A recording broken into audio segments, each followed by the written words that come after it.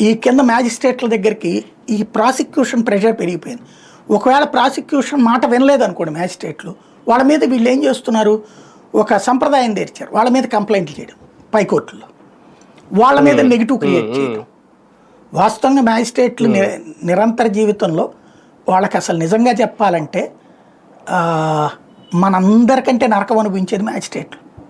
మంచి టాయిలెట్లు కూడా ఉండవండి, సరిగ్గా రెస్ట్ ఉండదు వాళ్ళకి. ఇప్పుడు మనం సాయంత్రం అయితే ఈవెన్ నాలాంటి వాళ్ళం ఇప్పుడు పొద్దున్నుంచి రాత్రి దాకా పనిచేసిన సాయంత్రం 10 పడుకుంటా. వాళ్ళు రేపటి తీర్పు ఇవ్వాలంటే ఇవాళ రోజున రాత్రి దాకా కూర్చుని కోర్టు పని అయిపోయాక ఆ టైపిస్ట్ని పిలిపించుకుని ఇంట్లో డిక్టేషన్ చేయాలి. దీనికి 100 రకాల రిఫరెన్స్లు పెట్టాలి.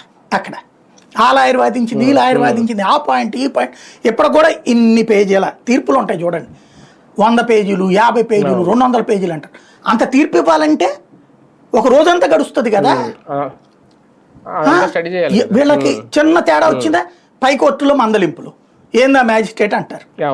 కాబట్టి ఫ్రేమ్ చేసి ఇవ్వాలంటే నిజంగా వాళ్ళు 24 గంటలు నిద్దట్లో కూడా తీర్పులే వస్తాయి అనుకుంటారు, నోట్లో నిద్దట్లో కూడా అయ్యే వస్తాయి అనుకుంటా. ఏ పాయింట్ వాడాలి ఏం వాడాలన్న కుటుంబానికి ఏమాత్రం స్పెండ్ చేయలేరు పాపం. నిజంగా జీవితంలో నరకం అనుభవిస్తున్న వాళ్ళు ఎవరున్నారంటే అతి తక్కువ జీతంతో